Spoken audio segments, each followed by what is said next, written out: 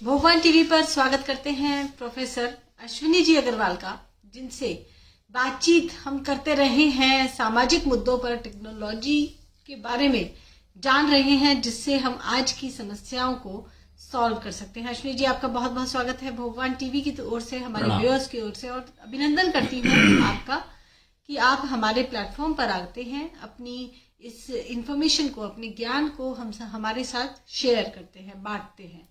अश्विनी जी, एक बहुत बड़ी समस्या जो आज हमारी सोसाइटी जूझ रही है वो है रिलेशनशिप्स। जब हम यंगस्टर्स से बात करते हैं, अगर वो हमसे खुलकर बात करें, टीनेजर्स, तो वो बताते हैं कि उनकी लव लाइफ में कुछ डिस्टर्बेंसेस हैं। या तो वो जिससे प्यार करते हैं उसके साथ उनकी बन नहीं रही है, या वो ऑलरेडी रिलेशनशिप में है लेकिन उन्हें फ्यूचर नहीं दिख रहा है साथ में टुगेदर, या उनको दूसरे पर्सन का बिहेवियर समझ नहीं आ रहा है, इस तरह की प्रॉब्लम।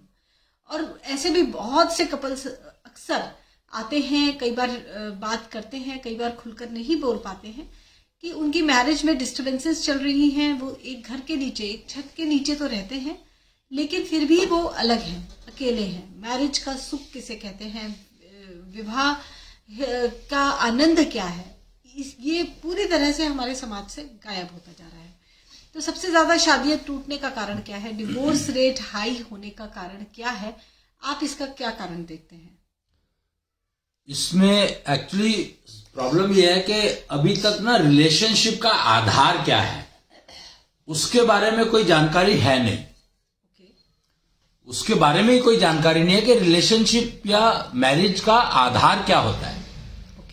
और जब तक आधार का ही नहीं पता होगा तो हम उस आधार को मतलब समझेंगे कैसे, क्या करेंगे? अगर हमें किसी चीज की फाउंडेशन का ही नहीं पता कि हमारी मैरिज की फाउंडेशन क्या होती है, क्या होनी चाहिए, इसके ऊपर कोई चर्चा ही नहीं है, क्या इसके ऊपर कोई ऐसा काम हुआ ही नहीं है कभी के विवाह जो है आंख बंद करके किए जा रहे हैं, मुझे समझ में आया नहीं।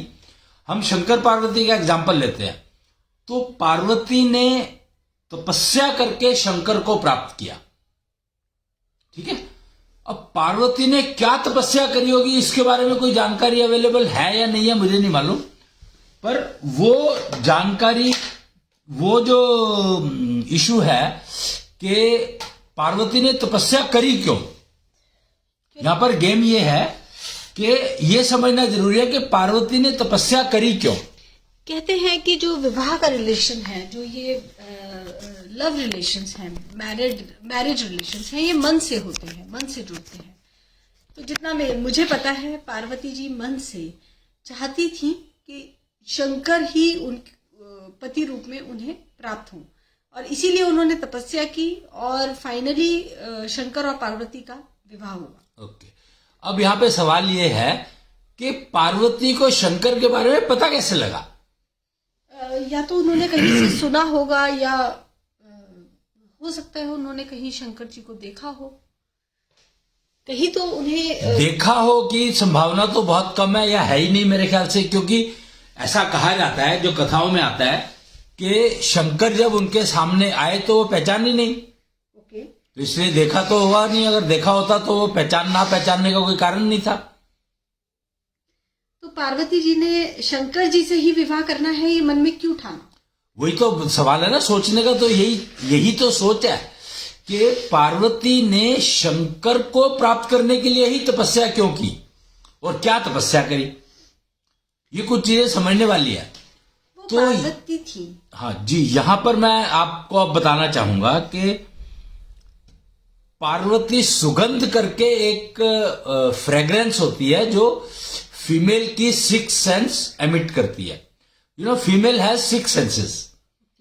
तो फीमेल की 6 सेंस एक बड़ी टिपिकल सी फ्रेग्रेंस को एमिट करती है एक पर्टिकुलर एज के बाद,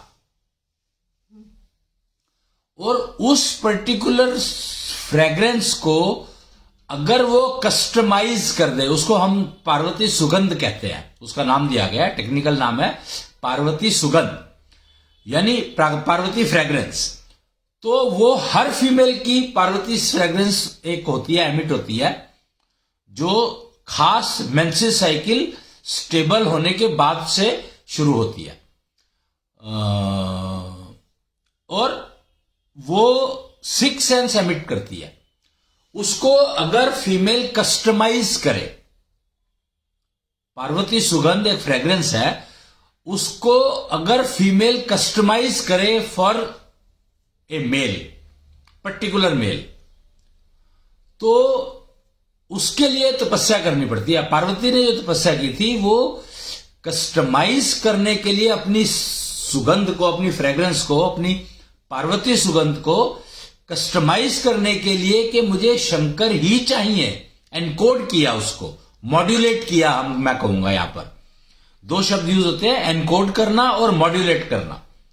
ये टेक्निकल लैंग्वेज है तो पता नहीं मेरे को कितने लोग समझ पाएंगे इसको, पर एनकोडिंग तो समझ ही सकते हो कि उसको कोड कर दिया, कि उसके अंदर लिख दिया कि ये शंकर के पास पहुंचे, और शंकर वो शंकर जिसकी मैं बात कर रही हूं। हो सकता है शंकर तो कई लोगों का नाम हो सकता है ना, लेकिन प्रश्न ये है कि पार्वती जी ने शंकर से ही विवाह करना है, ये क्यों ठाना? तो इसका बहुत सिंपल सा, साधारण सा आंसर है इसका, कि उनकी मदर, पार्वती की मां, वो जानती थी शंकर कौन है। समझा मैं क्या कह रहा हूं? कि पार्वती की जो मदर थी वो उसके पिता थे, पार्वती के पिता थे दक्ष, हाँ जी, वो भी जानते थे, और पार्वती की मां जो थी वो भी जानती थी। और पार्वती की मदर ने पार्वती को परसुएड किया, यानी उसको धीरे धीरे, जब वो गर्भ में थी तभी से उसको बताना शुरू कर दिया कि तुम्हें शंकर से विवाह करना चाहिए सजेशन। शी स्टार्टेड सजेस्टिंग हर कि तुम्हें शंकर से विवाह करना चाहिए। शंकर शंकर सर्वोत्तम पुरुष हैं, पुरुषों में सर्वोत्तम पुरुष शंकर हैं, तो उनसे विवाह करना चाहिए, आपको, तुम्हें करना चाहिए। तो उसके दिमाग में बिठा दिया उसकी मां ने पहले ही, उससे जब से पेट में आई तभी से। और फिर जब वो थोड़ी सी डिलीवर हुई, बड़ी होनी शुरू हुई, तो उसको उस तपस्या के लिए एलिजिबिलिटी लेवल इंप्रूव करवाना शुरू किया मदर ने, कि आपको ये प्रोसीजर्स हैं जिनका आपको अभ्यास करना है, जिससे आप शंकर को पति रूप में प्राप्त कर सको। ठीक है अश्विनी जी, ये तो हुई हमारे इतिहास की बात या शास्त्रों पुराणों की बात जी। आज भी काफी जगहों पे ऐसा होता है कि माता पिता बेटी का विवाह तय करते हैं, डिसाइड करते हैं कि यहाँ हमारे इस घर में बेटी को हमारी जाना चाहिए। वहां पर डिसाइड नहीं किया, वहां पे सजेस्ट किया। देखो फर्क समझो, और पिता ने नहीं किया, मां ने किया। मां ने सजेस्ट किया उसको, विवाह पक्का नहीं किया, कि शंकर पुरुषोत्तम है, सर्वोत्तम पुरुष उस समय के हैं।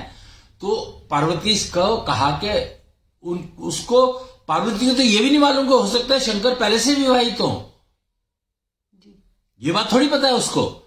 शंकर, उसकी मदर को पता है कि नहीं पता ये मुझे नहीं मालूम, पर उसकी मदर ने अपनी पुत्री को तैयार किया, योग्यता दिलवाने की वो अभ्यास करवाए, जिससे कि वो शंकर को पति रूप में प्राप्त करने के लिए जो भी चाहिए, कस्टमाइजेशन ऑफ द पार्वती सुगंध, या एनकोडिंग ऑफ द पार्वती सुगंध, या मॉड्यूलेशन ऑफ द पार्वती सुगंध, तो वो सारी टेक्निक उनको सिखाई और उसका अभ्यास करवाया। मैं टेक्नोलॉजी की बात कर रहा हूं, टेक्नोलॉजी के एंगल से बात कर रहा हूं, और तुम कह रही हो कि माता पिता फिक्स कर देते हैं, शादी पक्की कर देते हैं। दोनों में फर्क है। वहां पक्का नहीं किया, वहां पर सजेस्ट किया, और मां ने किया, पिता ने नहीं किया। पिता, जबकि पिता भी शंकर को जानते थे, पर पिता कभी नहीं चाहते थे कि उनकी पुत्री शंकर से विवाह करे। समझे? ये कैसे पता लगा कि पिता नहीं चाहते थे कि शंकर से विवाह करे और पिता ने कन्यादान किया?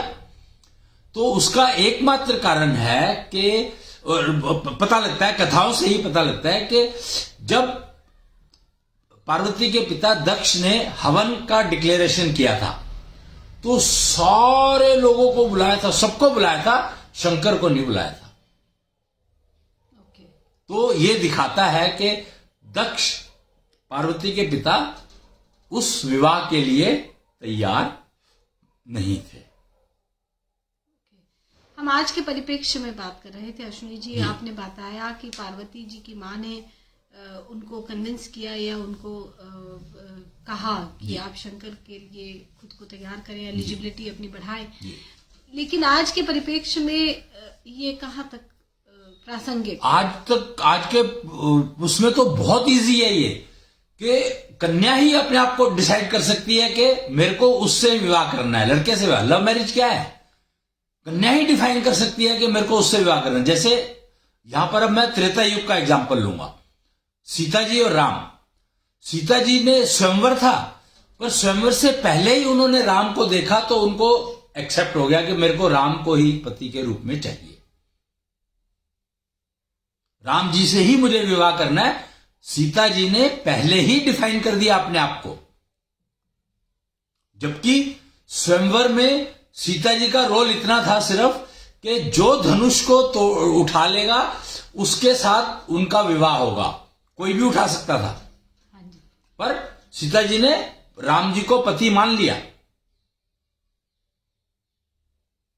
आप देखो कि गेम देखो क्या हो रही है कि सीता जी ने राम जी को पति मान लिया, पर वो उसको उनके हाथ में नहीं था कि वो राम को वरमाला पहना दें, उनके हाथ में नहीं था। क्यों? क्योंकि कंडीशन थी स्वयंवर की कि जो धनुष को उठा लेगा उसी के साथ सीता जी का विवाह किया जाएगा। अब यहां पर राम जी सीता वो धनुष कैसे उठा पाए, ये समझने की बात है। तो राम जी सीता वो धनुष को इसलिए उठा पाए क्योंकि सीता जी का पूर्ण साथ था राम जी के। वो युगल हो चुके थे, सीता जी ने उनको एक्सेप्ट कर लिया था एज ए पति रूप में।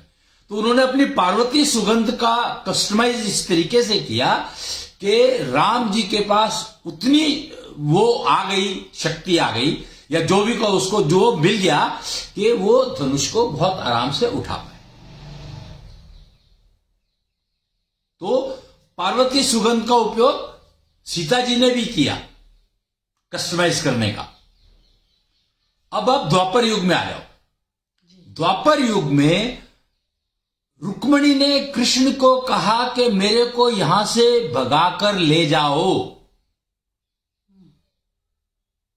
इमेजिन, उन्होंने कितनी स्ट्रांग उनकी पार्वती सुगंध थी, मतलब कितना हाईली कस्टमाइज किया होगा उन्होंने कि कृष्ण को रुक्मिणी को लेने आना पड़ा।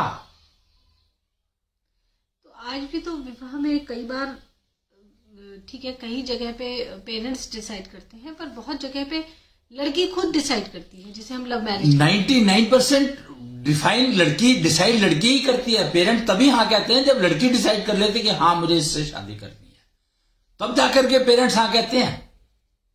पहले पेरेंट्स नहीं, कि पेरेंट्स ने डिसाइड कर लिया तेरी शादी यहीं पर होगी और लड़की ने मान लिया। ओके, तो लड़की पर प्रॉब्लम क्या है? नहीं, प्रॉब्लम क्या है इस केस में? प्रॉब्लम क्या है यहां पर? लड़की ने डिसाइड किस फैक्टर से किया, यह समझने वाली बात है। अभी तक जो मैंने 3 एग्जांपल दिए, वो तीनों एग्जांपल में पार्वती सुगंध को मैंने इंपॉर्टेंस दिया, यानी टेक्नोलॉजी को इंपॉर्टेंस दिया मैंने। और अभी जो केस चल रहे हैं उसमें पार्वती सुगंध का कोई रोल नहीं है। आपको कैसे पता? कैसे होगा? वो उसने डिसाइड करने, उसको पार्वती सुगंध को कस्टमाइज किया जा सकता है, उसके लिए उसने किया क्या?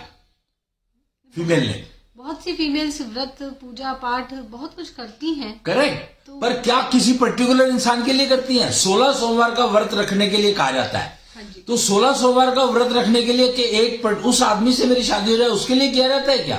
वो भी करती हैं। अगर किसी के उनके मन में कोई है, जैसे कहते हैं बॉयफ्रेंड है, हाँ, तो कई बार लड़कियां जिसे कहते हैं मन्नत मांग लेती हैं और कुछ चालियां पूरा करती हैं, प्रोसीजर्स पूरे करती हैं। करेक्ट, तो प्रोसीजर्स क्या ठीक प्रोसीजर अडॉप्ट किए उन्होंने?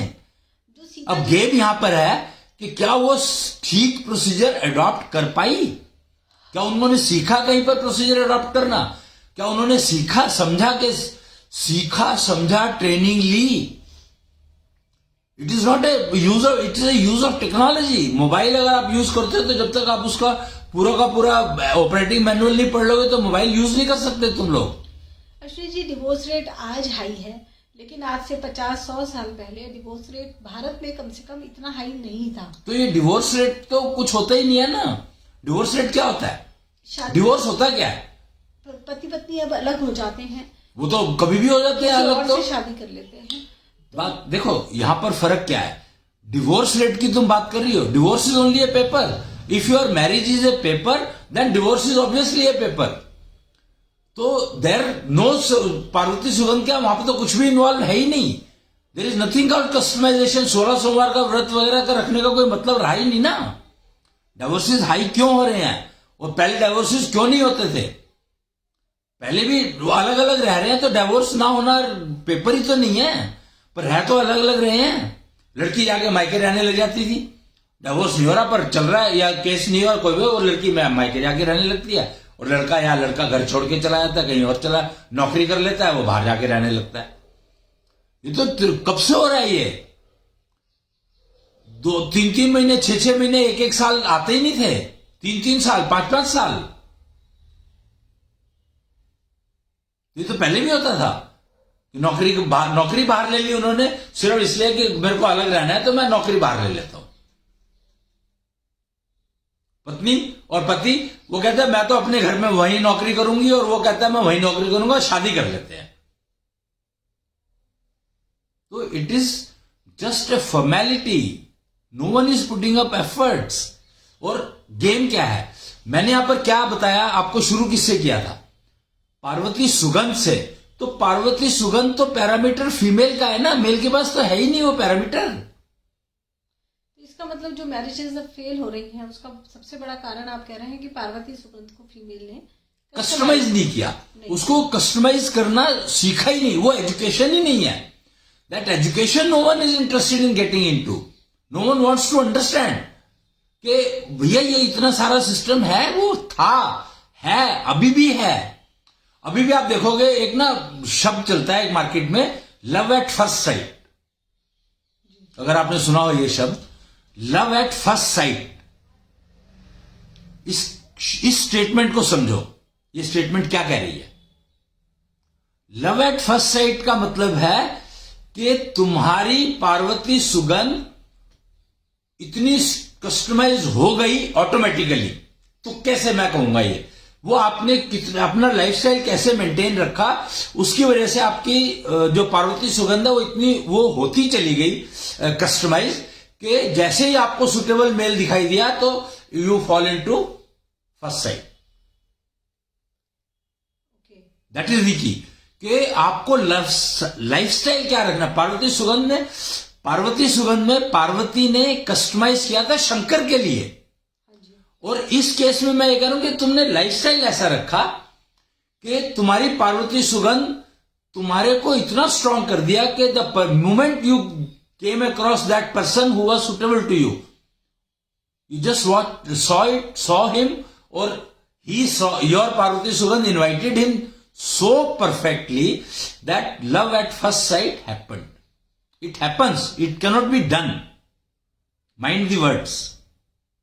So if it happens, that means your Parvati Sugandh got customized and located the suitable person to you. That is the key. So आज भी हो रहा है ये, but the only thing is that it is happening by chance. But it is validating that if you adopt your lifestyle in such a manner, it is bound to happen. तो जब तक ये पार्वती सुगंध कस्टमाइज नहीं होगी, तब तक हम यही मान के चलें कि शादियां फेल होती रहेंगी, पक्का होती रहेंगी, क्योंकि पार्वती सुगंध का ही मेजर रोल है इसके अंदर, very major role of Parvati Sugandh of the female, क्योंकि उसकी सिक्स सेंस है। सिक्स सेंस अगर उसकी मेंटेन्ड है, वेल मेंटेन्ड है, तो हो नहीं सकता वो उसको धोखा दे। क्या सेंसेस, आंखें धोखा दे सकती हैं किसी को? अगर आपकी पांचों सेंसेस ठीक काम कर रही है तो आप धोखा खा सकते हैं क्या? नहीं खा सकते। इसलिए six sense lies only with females, it's not available with males. Try to understand that. और उसको कस्टमाइज, उससे जो रिलीज होती है पार्वती सुगंध, उसको अगर आप कस्टमाइज करेंगे या एक लाइफस्टाइल है उस लाइफस्टाइल से जिएंगे, तो डेफिनेटली एशो लाइफस्टाइल कहा गया उसको। वैसे मैं आपको नाम भी बता दूं उसका, कि एशो लाइफस्टाइल से अगर आप अपनी जो है वो भगवान कन्या कहा जाता है, ऐसी कन्याओं को भगवान कन्या कहा जाता है। कि भगवान कन्या बनने की अगर ट्रेनिंग आपने ली है तो योर पार्वती सुगंध ऑटोमेटिकली गेट्स कस्टमाइज्ड। अब अश्विनी जी, इसमें एक प्रश्न ये उठता है कि आज बहुत से ऐसे बच्चे हैं जो अब विवाह करना चाहते हैं, मैरिज एस्पिरेंट्स हैं, मैरिज एज में है, लड़की है लड़का है, तो अब वो क्या करें? खासतौर से लड़का अगर शादी करना चाह रहा है, उसके पेरेंट्स अब लड़की ढूंढ रहे हैं, तो व्हाट डू दे डू? वो अब क्या अपने बच्चे की शादी ना कराएं ये सोच कर कि कोई लड़की अपने आप ही आएगी जो आइडेंटिफाई करेगी उनके बेटे को? लड़की हाँ कहेगी। आप लड़के की शादी करना चाहते हो, लड़की हाँ कहेगी नहीं जब तक कैसे कर लोगे? हाँ तो हो जाती है, हाँ कर भी देते हैं, शादी भी हो जाती है, 3 साल 5 साल बाद डिस्टर्बेंस आनी शुरू हो जाती है और उसके बाद डिवोर्स हो रहे हैं। तो इसलिए जब ये बात पता ही है तो then why do you want to get into that? कि 2-3-4 साल बाद जब तुमने कोई पैरामीटर, कोई टेक्नोलॉजी यूज नहीं करी, कुछ नहीं करा, जबकि इतना कुछ अवेलेबल है तो भी आपने अगर यूज नहीं किया। जैसे शुक्र मैच करके एक टेक्नोलॉजी है, which is if you use it then Parvati Sugandh customize तुम्हारे लिए है कि नहीं है, मेल के लिए, वो तुम्हें तुरंत पता लग जाएगा। शुक्र match is a perfect technology to understand कि क्या उस लड़की की पार्वती सुगंध मेरे लिए कस्टमाइज है कि नहीं है। अगर मुझे पता लग जाता है और अगर वो कस्टमाइज है मेरे लिए, तो I will marry. You can not have divorce, ruled out, possibility नहीं है। ऐसा कैसे पॉसिबिलिटी है कि किसी टेक्नोलॉजी से हमें पता लग जाए कि इस लड़की का, जैसे सपोज सीता और राम जी का ही हम केस लें, तो आप कह रहे हैं कि शुक्र मैच टेक्नोलॉजी से हम ये मेकआउट कर सकते थे कि सीता जी का मैच बन रहा है राम जी से? 100%। जबकि सेपरेशन तो उनका भी हुआ। सेपरेशन कब हुआ उनका? मुझे लगता है कि तकरीबन सीता जी शुरुआती 10-12 साल में जो रही राम जी के साथ, वो वन में रही, उसके बाद ये वन, वो अलग देखो ही रही। देखो ये स्टेटमेंट बहुत गलत है। वन में रही का क्या मतलब है? अभी साथ तो रही। ओके, लेकिन उसके बाद वो लंका में उठाकर उनको ले जाया गया, उसके बाद वाल्मीकि जी के आश्रम में उन्हें भेजा गया, फाइनली वो धरती में समा गए। क्यों? अब यहां पर सवाल यह है कि वो धरती में क्यों समाई, ये समझने की बात है। That was a separation. No, it was not a separation, it was she realised her fault. Try to understand, she realised her fault कि उसकी, वो अपने बच्चों को वो नहीं बता पाई। कारण चाहे क्या रहा होगा, मैं नहीं जानता इस बात को, पर वो अपने उनके बच्चों में और उनके पिता में युद्ध हुआ, जिसका कोई कारण नहीं था। कोई कारण नहीं था बच्चों में और पिता में युद्ध होने का कोई कारण था ही नहीं, एक भी कारण नहीं था। क्यों हुआ युद्ध? युद्ध इसलिए हुआ क्योंकि अश्वमेध यज्ञ। सवाल ये नहीं है, सवाल ये है कि अगर अश्वमेध यज्ञ हुआ था तो राजाओं के लिए हुआ था, तो वो तो राजा थे भी नहीं, वो तो एक आश्रम में रहते थे। और बिना, क्या पिता पुत्र जो है, क्या जो आश्रम में जो रह रहे हैं वो अपनी मर्जी से कुछ भी कर सकते हैं क्या, बिना आश्रम की परमिशन के? शायद उन्हें वाल्मीकि जी ने ही इस तरह से ट्रेन किया था कि श्री राम ने अपनी पत्नी सीता को वन में भेज दिया, तो वो इसी प्रश्न का उत्तर लेने के लिए युद्ध करेंगे। ये कहां लिखा है युद्ध करेंगे?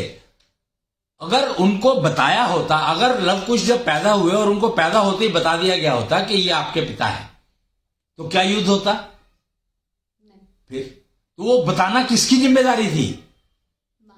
फिर तो यही गलती उन्होंने रियलाइज करी कि मेरे ये कैसे हुआ। जब उन्होंने एनालिसिस किया सीता जी की, वो देखो आप, उनकी जो मेंटल वेल्थ, मैं यहां पर कहूंगा कि उन्होंने एनालाइज किया कि युद्ध हुआ क्यों और ऐसा कैसे हो गया कि मेरे बच्चे हनुमान जी तक को हरा दिया, भरत उनके चाचा उनको हरा दिया, सबको हरा दिया उन्होंने, दोनों ने मिलकर। ऐसा कैसे हो गया? और मैंने उनके बच्चों, मेरे बच्चों के पिता कौन है ये पहचान मैंने क्यों नहीं करवाई? तो ये जब उनको रियलाइज हुआ, उन्होंने एनालिसिस करके कहा, तो फिर उनको लगा कि ये भयंकर मेरी ही वो है, भूल कहो या इसको जो भी कहो आप, मतलब शब्द कोई भी दे सकते हैं, लेकिन उन्होंने रियलाइज किया कि नहीं, माता का फर्ज है, रिस्पॉन्सिबिलिटी है कि वो पिता को बारे में बच्चों को इंट्रोड्यूस करे। वो नहीं किया उन्होंने, या वो नहीं हुआ, तो इसकी वजह से उनको लगा कि मेरे को मतलब अब वहां जाने का मेरा वो है नहीं। उनको जो भी दिमाग में उनको डिसीजन लेने का वो आया होगा, तो उन्होंने कहा कि ठीक है धरती मां, आप मुझे तुम ले लो, क्योंकि वो धरती से ही पैदा हुई थी, तो धरती ने उन्हें वापस ले लिया, यानी मायके चली गई वो अपने पुत्रों को हवाले करके। बल्कि ये बहुत सुंदर संदेश है ये, कि जब एक मां अपने बच्चों को पिता के हवाले करती है, लड़कों को खासकर, लड़की है तो वो मां को देखनी ही पड़ेगी चाहे कुछ भी हो जाए, पर अगर लड़के हैं तो उनका गुरु कौन, ये पहचान कौन करवाएगा? ये पहचान मां ही करवा सकती है। और पहला गुरु उनका मां को इसलिए कहा गया कि मां पहचान कराए कि पिता उनका गाइड है। पिता ही पर सबसे ज्यादा भरोसा कर सकता है बेटा। अगर बेटे को पिता के ऊपर भरोसा नहीं है, तो इसका मतलब है कि कहीं ना कहीं मां से चूक हुई है, वो उस कॉन्फिडेंस से या उस एजुकेशन से मिसिंग रही, जिससे वो कॉन्फिडेंस बच्चे में पैदा कर पाती कि ये पिता है और यही तुम्हें गाइड करेंगे। और नॉर्मली देखो, आपको पता, कहीं पर भी देखो जहां पर बच्चे कामयाब है, तो वो आप 100% पाओगे कि उनके पिता ने उनको कहीं ना कहीं गाइड किया है, जो भी बच्चे कामयाब है। जी। ओके, तो बात हो रही थी टूटते हुए विवाहों की, तो आपने बताया कि पार्वती सुगंध को कस्टमाइज किया जाता है। विवाह तभी एक अच्छा विवाह संपन्न होता है। कुछ एग्जाम्पल्स के साथ पार्वती जी और शंकर जी के विवाह और सीता जी और राम जी के विवाह के एग्जाम्पल के साथ हमने इस बात को समझा। तो इसके बाद आप शुक्र मैच टेक्नोलॉजी की बात कर रहे थे। इस टेक्नोलॉजी के बारे में कुछ थोड़ा खुलकर बताएं कि ये टेक्नोलॉजी शुक्र, देखो पहला एक फंडामेंटल रूल समझो कि एक शब्द होता है शुक्र शक्ति। शुक्र क्या है? शुक्र is a point of integration, energy, pure energy. Energy को शुक्र कहा गया है, और शुक्र की वजह से सारी एग्जिस्टेंस इज बिकॉज ऑफ शुक्र एनर्जी। जो सर्वाइवल है वो शुक्र एनर्जी के कारण है, जो जीवित है वो शुक्र एनर्जी के कारण है। तो शुक्र मैच जो नाम रखा गया, तो दो एनर्जी, शुक्र मैच क्यों नाम रखा गया इसका, कि लड़के का शुक्र और लड़की का शुक्र, इन दोनों में अगर मैचिंग है तो विवाह कामयाब होगा ही होगा, रुक नहीं सकता। अगर वो शुक्र मैचिंग नहीं है तो इसका मतलब है वो कॉन्ट्राडिक्शन में आएंगे। कॉन्ट्राडिक्शन में आएंगे तो झगड़े होंगे, कलेश होगा, गृह कलेश। शुक्र का बहुत इंपॉर्टेंट रोल है। शुक्र मैच का मतलब यही है कि उन दोनों का मैच, अगर शुक्र मैचिंग है, क्योंकि प्योर एनर्जी दोनों की प्योर है, लेकिन उसकी अपने हिसाब से है और उसकी अपने हिसाब से है। उसकी कंपोजिशन अपने कंपोजिशन के हिसाब से है लड़की की, और लड़के की अपने कंपोजिशन के हिसाब से है। तो वो कंपोजिशन जो एनर्जी, शुक्र एनर्जी रिलीज कर रहा है, उसकी अगर मैचिंग ठीक है तो क्लेश होने का सवाल ही नहीं है। इसे हम शायद ऑरा मैचिंग कहते हैं। ऑरा मुझे नहीं पता किसको कहते हैं, ऑरा मेरे को बिल्कुल आइडिया नहीं कि ऑरा किसको कहते हैं। शुक्र तो मैं जानता हूं क्योंकि शुक्र is a known word, but aura क्या है मुझे नहीं मालूम। ऑरा क्या है? शुक्र को मैं, क्योंकि शुक्र is a pure energy, purest form of energy is शुक्र। ऐसा भी अक्सर देखा गया है कि डिवोर्स का कारण अक्सर पेरेंट्स बनते हैं। लड़की के पेरेंट्स, लड़के के पेरेंट्स जरूरत से ज्यादा अगर हस्तक्षेप करते हैं तो भी ऐसा देखा जाता है कि मेरे ख्याल से यहाँ पर मैं ना इस बात पे थोड़ा सा एग्री करना नहीं चाहूंगा, बोलो हो सकता है ठीक हो, बट करना नहीं चाहूंगा कि अगर शुक्र मैच से आपने विवाह नहीं किया तो दूसरों की इंटरफेरेंस आपको डिस्टर्ब करेगी ही करेगी, और अगर आपने शुक्र मैच से विवाह किया है तो you will discard all outside interference, you will be able to discard outside interference. That is the key, that is what I am trying to say, कि शुक्र मैच की इंपॉर्टेंस इसीलिए है कि अगर आपका शुक्र मैच करता है तो उसको कोई बाहर तीसरा एलिमेंट डिस्टर्ब कर नहीं सकता। जैसे मैं यहां पर एक एग्जांपल दूंगा, एडॉप्टर जो चार्जर होते हैं ना, एडॉप्टर मोबाइल के चार्जर, और वो जब सॉकेट में लगाते हो आप तो कई बार ना चार्ज नहीं शुरू होता। क्यों?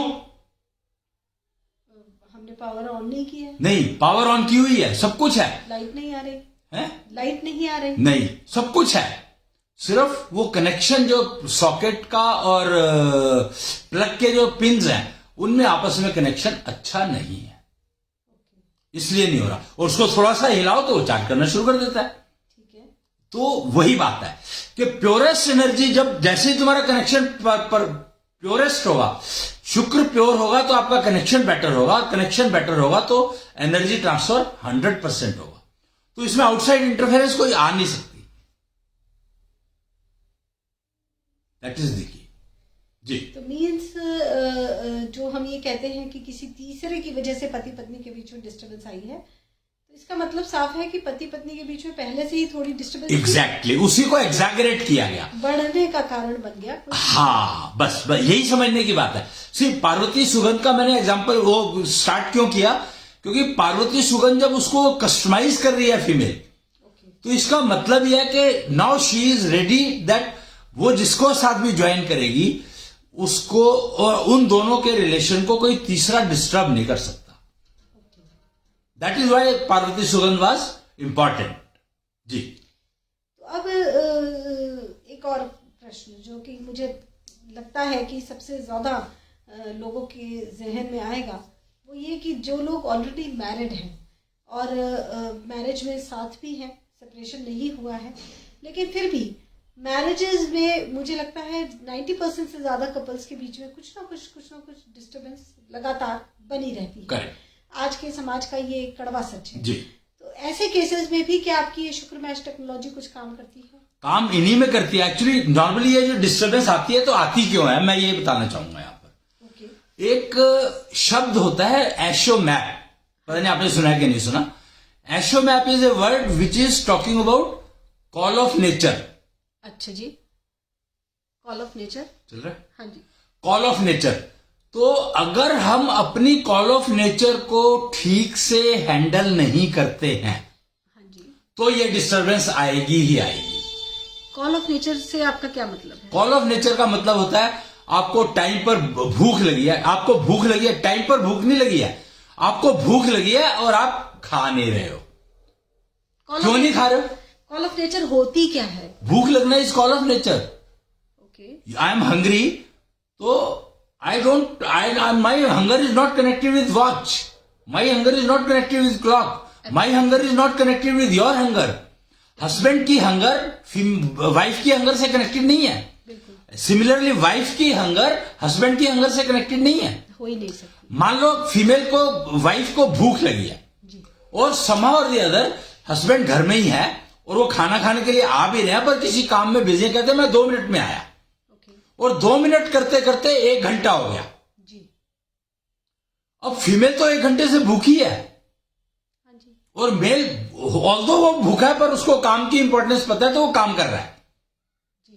तो ये कॉल ऑफ नेचर की इग्नोरेंस हुई, और वो डिस्टरबेंस कहां कहां इफेक्ट करेगी आप सोच भी नहीं सकते, और किसको किसको। मेल को शायद इतना इफेक्ट ना करे जितना फीमेल को करेगी। भारतीय परंपरा यह है कि पत्नी अपने पति से पहले भोजन नहीं ग्रहण करती। ये कहां लिखा है? ये कभी भी नहीं थी, ये बहुत गलत है। ये कैसे हो सकता है? संभव ही नहीं है। आपने भी अपने घर में बड़ी स्त्रियों ये गलत देखा, अगर ऐसा है तो गलत है। ये था ही नहीं, कभी भी नहीं था।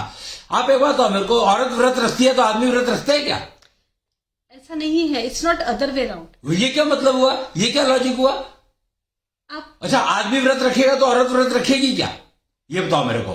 चलो अदर वे राउंड बात करते हैं। बहुत जरूरी तो नहीं, फिर लेकिन रूटीन में ये रूटीन जबरदस्ती, ये wrong information has been fed into the brains. That is very very wrong, it is not correct. कि अगर आप कॉल ऑफ, आई सेड, क्योंकि awareness about astromap is missing completely, that is the problem. Call of nature is not only भूख, नींद आना। अब आप सोचो कि फीमेल को नींद आ रही है, मेल को नींद नहीं आ रही है, और वो फीमेल को डिस्टर्ब करता रहेगा तो क्या होगा? नेचुरली वो चिड़चिड़ी हो जाएगी। फिर तो तुम अपने आप ही प्रॉब्लम कॉल कर रहे हो ना, you are inviting the problem. तो you have to understand call of nature definitely, and you have to execute it properly. You can not ignore call of nature at all. और astromap की जानकारी होना अति आवश्यक है। Shukra match is actually taking care of your call of nature also. इसमें astromap क्या हुआ? आपने कहा कि अपनी हंगर के लिए, अपनी नींद के लिए हमें अवेयर रहना चाहिए कि हम जब नींद आ रही है तब सो जाएं, जब बॉडी को भूख लगी है तब हम खाना खा लें, और पति भी ऐसा करे, पत्नी भी ऐसा करे। तो इसमें एस्ट्रोमैप वर्ड आप क्यों जोड़ रहे हैं? Call of nature is not only hunger, not only नींद, then so many things. Female का मेंसेस साइकिल, इसमें मेनोपॉज, इसमें नीड कहाँ है? इसमें नीड कहाँ है? जैसे हंगर है, भूख लगी तो अब मुझे खाना चाहिए, मैंने भोजन किया तो मुझे लगता है कि हाँ मेरा पेट भर गया। सिमिलरली नींद आ रही है। हाँ। तो अब जो पीरियड्स का साइकिल है फीमेल का, इसमें तो कुछ भी हमें एक्ट नहीं करना होता है, it's a natural process. Do you think it is natural process? Yes, it how? Is. ये तो प्राकृतिक फिर किसी दिन का, if it is natural process that means it has to be same for all. नहीं, ये सबकी अपनी अपनी है। जैसे अपनी अपनी ना, कीज अपनी अपनी, कीवर्ड इज अपनी अपनी जी। तो अपनी अपनी का मतलब क्या हुआ यहाँ पर? अपनी अपनी का मीन्स जैसे सबका भूख का पैटर्न अपना अपना है, सबका शारीरिक गठन अलग अलग है। इसी प्रकार से फीमेल का ये जो साइकिल का चलता है सिस्टम, ये सबका सिमिलर होता है लेकिन फिर भी वैरी करता है। वैरी क्यों करता है, सवाल ये समझने का है। अपनी बॉडी के अकॉर्डिंग। तो शुक्र मैच इसीलिए चाहिए कि जिसका फीमेल का साइकिल, अब मैरिजेस फिक्स होती है तो उसमें क्या साइकिल की बात करी जाती है? साइकिल का इफेक्ट ही नहीं है मैरिज पे। लो जी, मतलब सारा का सारा प्रेगनेंसी, तुम्हारा पीरियड, सारे total marriage is dependent on your menses cycle. Total marriage system is dependent on your menses cycle. हम इतना पूछ सकते हैं एक बार को लड़की से कि तुम्हारा साइकिल ठीक चलता है ना, बट इट्स जस्ट दैट। किसी तो लड़की झूठ बोलेगी, 100% झूठ बोलेगी वहां पर वो। क्यों? क्योंकि उसने कभी केयर करी नहीं अपने मेंसेस साइकिल की। She doesn't know how to care for it, what to care. Care करने वालों का भी डिस्टर्ब्ड है, पेनफुल है, तब वो क्या करे? तो मतलब बीमारी के साथ रहना सीखोगे तो then why should you marry at all? A female should not, has no right to marry if she is not able to handle her body itself. देखिए, मैरिज की जो परंपरा है, विवाह की परंपरा है, ये सदियों से। ये क्या लॉजिक हुआ यार? ये कौन सी लॉजिक, ये कौन सा लॉजिक दे रहे हो कि मैरिज की परंपरा सदियों से चली आ रही है और हेल्थ का अपने ध्यान रखना नहीं है, और दूसरे के ऊपर जाकर के पड़ जाओ कि तो मैं बीमार हूं और तू मेरे को देख, मैं शादी इसलिए कर रही हूं क्योंकि कल को मैं बीमार पड़ूंगी तो you have to take care of me. उन लड़कियों का क्या जो शादी के बाद बीमार हो जाती है, उसके लिए आप क्या कहेंगे? उसके लिए वो बीमार क्यों हो जाती है, आप इसको एनालाइज करो।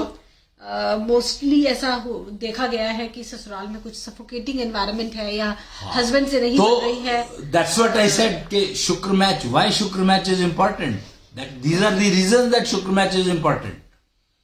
कि सफोकेशन, अपने घर में तुम्हें सफोकेशन हो रही है तो तुम घर छोड़ करके शादी करने चले गए। इमेजिन, मैं शादी करने के लिए क्यों निकला, लड़का घर से शादी करने के लिए क्यों निकला? उसको अपने घर में सफोकेशन हो रही थी इसलिए वो घर से निकला शादी करने के लिए। Is that true? देन तो अगर लड़की उसके घर में आ गई और उसको वहां पे सफोकेशन शुरू हो गई, या लड़की अपना घर छोड़ के आई तो उसको वहां पे सफोकेशन हो रही थी इसलिए वो घर छोड़ के आई नहीं। फिर तो जब सफोकेशन वर्ड आया कहां से कि वो जब इस घर में आई तो सफोकेशन शुरू हुआ। Imagine the kind of education we are getting. That अपने घर में सफोकेशन शुरू हुई, मैं घर छोड़ करके आ गया और दूसरे के घर चला गया, वहां से मुझे उसको सफोकेशन फील की, उसने भी अपना घर छोड़ के दूसरे के घर चले गए, दोनों छोड़ करके तीसरे चले गए, उसका इस घर में सफोकेशन होती है, लड़का और लड़की दोनों ने अलग घर बसा लिया। हाँ जी। अब वहां पर क्या, वहां भी कई बार देखा जाता है कि बीमारी आती है, आएगी, क्योंकि प्रॉब्लम तुमने बीमारी को तो टेक केयर किया ही नहीं ना, प्रॉब्लम तुमने सफोकेशन पर डाल दी, दूसरों पर डाल दी, अपने को तो देखा ही नहीं ना कि बीमार तो मैं, मेरा मेंस्ट्रुअल साइकिल अगर डिस्टर्ब्ड है तो why should I marry at all? Give me one reason कि तुम पहले से बीमार हो तो तुम शादी क्यों करोगे? आज की डेट में तो तकरीबन सभी फीमेल्स के तो ये कोई लॉजिक नहीं हुआ, ये कोई मतलब स्टेटमेंट नहीं हुई कि मैं बीमार हूं तो दूसरे के घर जाके पड़ जाऊं, तो सफोकेशन तो तुम्हें फील होगा ही ना फिर। Then 100% you are bound to face suffocation if you are bimar and you are going to someone else's house. You will definitely feel suffocated. You want to feel suffocated, that is why you are marrying. So it is your choice and the person who is marrying you is his choice. शुक्र match इसीलिए जरूरी है कि वो पहले ही बता देगा कि भैया इसका साइकिल इतना डिस्टर्ब है, तुम देखो शादी करनी है कि नहीं करनी है। अच्छा, आप शुक्र मैच से ये भी बताते हैं? 100%. एशोमैप, दैट्स व्हाट आई सेड कि एशोमैप कन्वेज एवरीथिंग। आप ये कैसे बता सकते हैं कि कौन लड़की अपनी कितनी केयर कर रही है, कितना मेंटेन कर रही है खुद को, ये आप किसी भी टेक्नोलॉजी के द्वारा कैसे जान पाते हैं? बहुत आसान है, टेक्नोलॉजी अवेलेबल है भाई, टेक्नोलॉजीज आर सरप्राइज कि तुम कहते हो कि बुखार अगर हाथ से देख के नहीं बता सकते, थर्मामीटर अवेलेबल क्यों है? Are you saying that? Thermometer available है बॉडी का टेम्परेचर जानने के लिए। हाँ, तो ये थर्मामीटर अवेलेबल, एक और शंख मीटर अवेलेबल है to know your total behaviour, your learning efficiency, your learning performing efficiency, your life, your health life, your married health life going to be, everything is reflected in that शंख meter, by that शंख meter. Means the game is all about शुक्र match. अब ये शायद मेरा आज का last सवाल होगा, बहुत देर हो चुकी है हमें बात करते हुए। कुंडली मैचिंग, ये एक परंपरा अगेन हमारी सोसाइटी में रही है, खासतौर से हिंदू समाज में। हम विवाह करने से पहले कुंडलियां मिलान करते हैं, लेकिन हमने ऐसा बहुत बहुत कॉमनली देखा है कि कुंडली मिलान के बावजूद, कुंडली मिलान होता क्या है मुझे तो बताओ पहले, मेरे को तो यही नहीं पता कुंडली मिलान होता क्या है। उसमें भी कुछ इसी प्रकार से लड़का और लड़की के गुण मिलाए जाते हैं। गुण क्या वो शुक्र से रिलेटेड है? I am talking about pure energy. अगर शुक्र से रिलेटेड कोई भी इंफॉर्मेशन अगर तुम यूज कर रहे हो, कोई भी सिस्टम यूज कर रहे हो, and if it is not talking about your Shukra energy, then forget it, it is a failure system, it cannot give you results. Energy is the game, we are talking of exchange of energy, matching of energy. जी, तो बात हो रही है शुक्र matching की, जो कि टेक्नोलॉजी अब अवेलेबल है, ऐसा क्लेम करना है प्रोफेसर अश्विनी जी अग्रवाल का। शुक्र मैच टेक्नोलॉजी से अगर हम विवाह फिक्स करते हैं लड़का लड़की का, तो शायद हमें एक एश्योरेंस मिल सकती है कि शादी चलेगी, सेपरेशन नहीं होगा। और जिन लोगों की विवाह हो चुका है उनके लिए भी आप शुक्र मैच, हाँ, उनके अगर वो चाहते हैं कि हमारी शादी चले, ठीक चले, अच्छी चले, तो शुक्र मैच करवा करके हमें पता लग जाएगा रीजन कि किस रीजन की वजह से प्रॉब्लम आ रही है, तो वो रीजन एलिमिनेट कर सकते, उसको प्रोसीजर है उसको एलिमिनेट कर दो। बड़ा सिंपल सा रूल है, वही दवाई खा लो ना, जैसे कोई प्रॉब्लम आई है, कोई बीमारी आई है, उसकी दवाई खा लो। तो यहां पर शुक्र मैच जब करते हैं तो उसमें जो मेडिसिन है, there we are using heart beat and breath, your heart beat, your breath, so it's not that you have to take external medicine. तो आप अपनी हार्ट बीट को रेगुलराइज कर लो, अपनी ब्रीदिंग को रेगुलराइज कर लो, तो आपकी वो प्रॉब्लम जिस वजह से आपकी मैरिज में डिस्टर्बेंस आ रही है can be taken care of. जी, ओके। तो ये मैरिज की डिस्टर्बेंसेस को शुक्र मैच टेक्नोलॉजी से एलिमिनेट किया जा सकता है, ये कहना है प्रोफेसर अश्विनी जी अग्रवाल का। और रेफरेंस के लिए ये पार्वती जी और शंकर जी के विवाह की बात कर रहे हैं, सीता जी और राम जी के विवाह की बात कर रहे हैं, पार्वती सुगंध के कस्टमाइजेशन की बात कर रहे हैं। अश्विनी जी, विषय लंबा है, गहरा है और डेफिनेटली चर्चा करने योग्य है। आपसे इस विषय पर लगातार बात करते रहेंगे। भगवान टीवी से जुड़े रहे सभी व्यूअर्स का बहुत बहुत धन्यवाद। आज के लिए इतना ही। प्रणाम। जय जय भगवान। जय भगवान।